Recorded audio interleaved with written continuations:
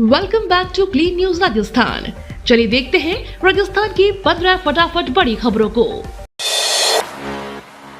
राजस्थान में कांग्रेस 3 सीट पर देगी परिवार को टिकट। राजस्थान में 7 विधानसभा सीटों पर उपचुनाव होने वाला है। इस लिहाज से जहां बीजेपी ने अपनी 6 सीटों पर उम्मीदवार की घोषणा कर दी है, वहीं कांग्रेस के उम्मीदवारों की सूची का इंतजार किया जा रहा है। चुनाव के दौरान उम्मीदवार के चयन के वक्त परिवारवाद का मुद्दा काफी उठाया जाता है। बीजेपी परिवारवाद के मुद्दे पर कांग्रेस को घेरने आती है, लेकिन बीजेपी ने उपचुनाव में टिकट वितरण में नेताओं के परिजनों को टिकट देने से कोई गुरेज नहीं किया है। दरअसल बीजेपी ने राजस्थान उपचुनाव में 2 सीटों पर परिजनों को पार्टी का उम्मीदवार बनाया है। वहीं अब कांग्रेस के दिल्ली भेजे गए पैनल में 3 सीटों पर परिजनों को टिकट देने की पुरजोर सिफारिश की गई है। दूसरी ओर यह भी कहा जा रहा है कि हनुमान बेनीवाल भी खीवसर सीट पर परिजनों को टिकट देने पर विचार कर रही है। रविंद्र भाटी की बढ़ी मुश्किलें, शिव विधायक के खिलाफ गिरफ्तारी वारंट जारी। लोकसभा चुनाव के समय देश भर में चर्चा में आए रविंद्र भाटी की मुश्किलें बढ़ने वाली हैं। उदयपुर की एक अदालत ने कोरोना काल में नियमों के उल्लंघन को लेकर गिरफ्तारी वारंट जारी किया है। बाड़मेर जिले के शिव विधानसभा के निर्दलीय विधायक रविंद्र सिंह भाटी के खिलाफ महामारी और आपदा प्रबंधन अधिनियम के मामले में लगातार पेशी से गैर हाजिर रहने पर यह वारंट जारी हुआ है। राजस्थान में आपकी बिटिया पैदा होते ही लखपति।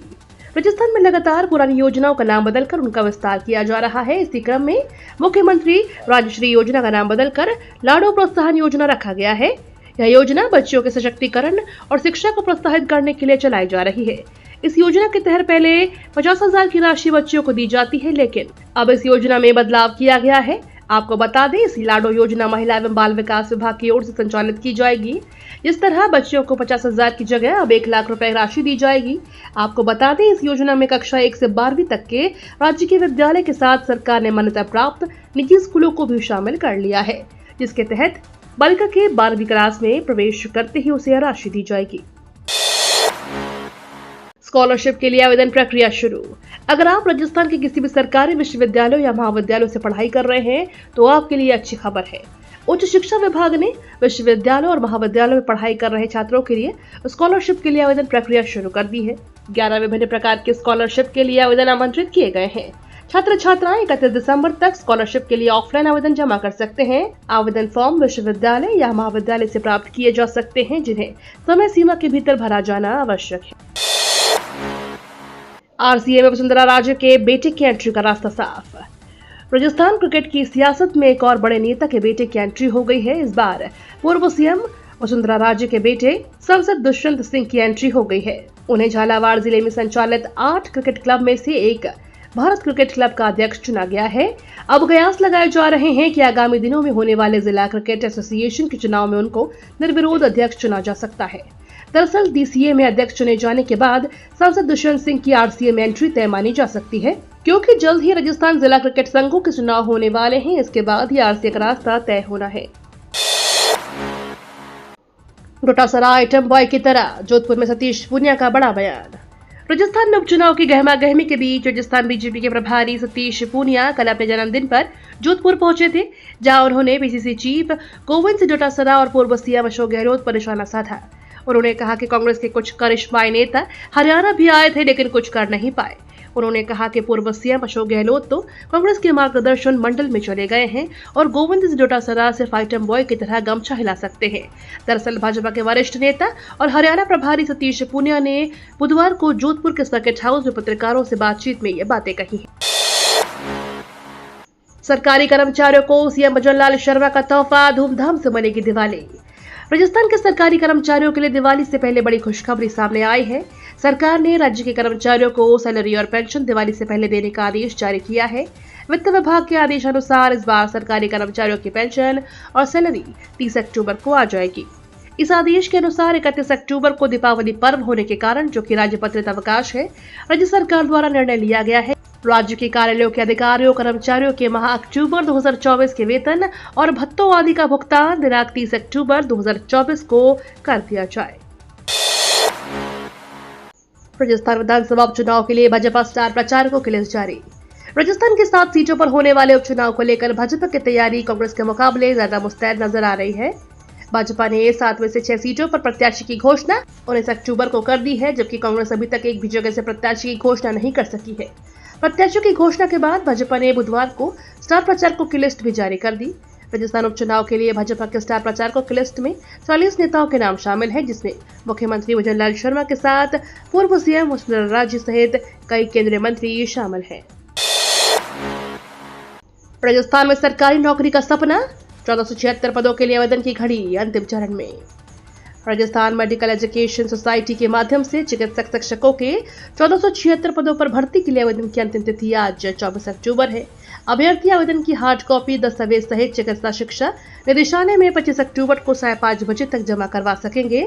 चिकित्सा शिक्षा आयुक्त इकबाल खान ने बताया कि राजस्थान मेडिकल एजुकेशन सोसाइटी ने चिकित्सक शिक्षकों के 1476 पदों पर आवेदन के लिए विज्ञप्ति जारी की थी। इसमें विभिन्न विभागों के प्रोफेसर के 246 पद, एसोसिएट प्रोफेसर के 565 पद एवं असिस्टेंट प्रोफेसर के 665 पद शामिल हैं। चयनित अभ्यर्थियों को Rajasthan medical education society medical teachers rule 2024 के तहत वेतन भत्ते दिए जाएंगे। आरपीएससी ने जारी किया परीक्षाओं का नया कैलेंडर। राजस्थान लोक सेवा आयोग ने बुधवार को 11 परीक्षाओं का प्रस्तावित परीक्षा कैलेंडर जारी कर दिया है। इस कैलेंडर में 7 परीक्षाओं की प्रस्तावित परीक्षा तारीख दी गई है। साथ ही विभाग ने जानकारी दी है कि इन परीक्षाओं का विस्तृत कार्यक्रम तय समय पर जारी कर दिया जाएगा। राजस्थान लोक सेवा आयोग के सचिव रामनिवास मेहता ने बताया कि तकनीकी सहायक भूभौतिकी प्रतियोगी परीक्षा 2024 और बायोकेमिस्ट परीक्षा का आयोजन 24 जून 2025 को होगा। इसके साथ ही अनुसंधान सहायक प्रतियोगी परीक्षा 2024 का आयोजन 28 जून 2025 को किया जाएगा। राजस्थान में 16 दिनों से जारी रेजिडेंट डॉक्टरों की हड़ताल समाप्त।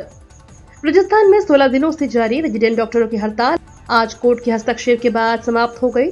राजस्थान उच्च न्यायालय में अधिवक्ता पार्थ शर्मा ने याचिका दायर की थी। उन्होंने अपनी याचिका में कहा था कि रेजिडेंट डॉक्टरों की हड़ताल की वजह से मरीजों पर असर पड़ रहा है।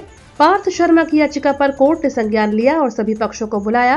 कोर्ट ने रेजिडेंट डॉक्टरों से कहा कि हम इस मामले में तभी कोई निर्देश देंगे जब आप अपनी हड़ताल समाप्त करेंगे। इस पर रेजिडेंट डॉक्टरों ने हड़ताल समाप्त करने का फैसला लिया। इसके बाद कोर्ट ने चिकित्सा शिक्षा सचिव की अध्यक्षता में एक कमेटी का गठन किया।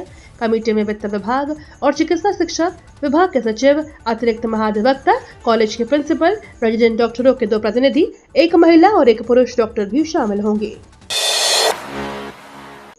राइस एक्सपोर्ट बढ़ाने के लिए केंद्र सरकार ने लिया फैसला, उसना चावल से हटाई एक्सपोर्ट ड्यूटी। केंद्र सरकार ने चावल के निर्यात को बढ़ावा देने के लिए एक अहम फैसला लिया है। दरअसल सरकार ने उसना चावल यानी उबले चावल पर लगने वाली एक्सपोर्ट ड्यूटी को खत्म कर दिया है। केंद्र की ओर से अधिसूचना जारी कर दी गई। चावल के निर्यात को बढ़ावा देने के लिए पिछले महीने ही उसना चावल पर लगने वाली एक्सपोर्ट ड्यूटी को 20% से घटाकर 10% किया गया था। लेकिन अंतर्राष्ट्रीय बाजार में चावल की कीमत में आई गिरावट और देश में पहले से मौजूद चावल के पर्याप्त भंडार को देखते हुए सरकार ने उसना चावल पर लगने वाली एक्सपोर्ट ड्यूटी को पूरी तरह से खत्म कर दिया है। केंद्र सरकार भारत ब्रांड के तहत साबुत चना और मसूर दाल भी बेचेगी। केंद्र सरकार ने सब्सिडी वाली दाल आम लोगों को उपलब्ध कराने के अपने कार्यक्रम का विस्तार करते हुए भारत ब्रांड के तहत साबुत चना और मसूर दाल को भी शामिल कर लिया। इनकी खुदरा बिक्री आम लोगों को बढ़ती कीमतों से राहत दिलाने के प्रयास के तहत होगी। खाद्य एवं उपभोक्ता मामलों के मंत्री प्रहलाद जोशी ने भारत ब्रांड के दूसरे चरण का शुभारंभ किया। उन्होंने कहा कि सहकारी नेटवर्क एनसीएफ, नेफेड और केंद्रीय भंडार के माध्यम से साबुत चना 58 रुपए प्रति किलोग्राम और मसूर दाल 89 रुपए प्रति किलोग्राम की दर पर खुदरा रूप में बेची जाएगी। हो जाए निश्चिंत, अब केंद्र सरकार करेगी स्पैम कॉल्स को ट्रैक और ब्लॉक, नई प्रणाली हुई शुरू। भारतीय फोन नंबरों पर आने वाली अंतर्राष्ट्रीय कॉलों की पहचान करने और उन्हें ब्लॉक करने के लिए एक नई स्पैम ट्रैकिंग प्रणाली की घोषणा हुई है। दूरसंचार सेवा प्रदाताओं द्वारा उन्हें भारतीय दूरसंचार उपभोक्ताओं तक पहुंचने से रोक दिया गया। केंद्रीय संचार मंत्री ज्योतिरादित्य सिंधिया ने अंतर्राष्ट्रीय इनकमिंग स्पूट्स कॉल रोकथाम प्रणाली का शुभारंभ करते हुए कहा कि यह सुरक्षित डिजिटल स्पेस बनाने और नागरिकों को साइबर अपराध से बचाने की दिशा में सरकार का एक और प्रयास है। T20 इतिहास का सबसे बड़ा स्कोर ठोक दिए 344 run. ICC T20 world cup Africa सब रीजनल क्वालिफायर भी खेला जा रहा है। इसमें जिम्बाब्वे ने गांबिया के खिलाफ 344 रन बनाकर इतिहास रच दिया है। इस मैच में जिम्बाब्वे के कप्तान सिकंदर रजा ने मात्र 33 गेंदों में शतक ठोक दिया। इस दौरान उनके बल्ले से 15 छक्के और 7 चौके निकले। आपको बता दें, इससे पहले T20 में सबसे बड़े स्कोर का रिकॉर्ड नेपाल के पास था, जो उसने मंगोलिया के खिलाफ 314 रन बनाया था। इस मैच को जिम्बाब्वे ने 290 रन से जीता। ये तो थी राजस्थान की बड़ी खबरें। रोजाना सबसे पहले अपडेट पाने के लिए क्लीन न्यूज राजस्थान को अभी सब्सक्राइब करें।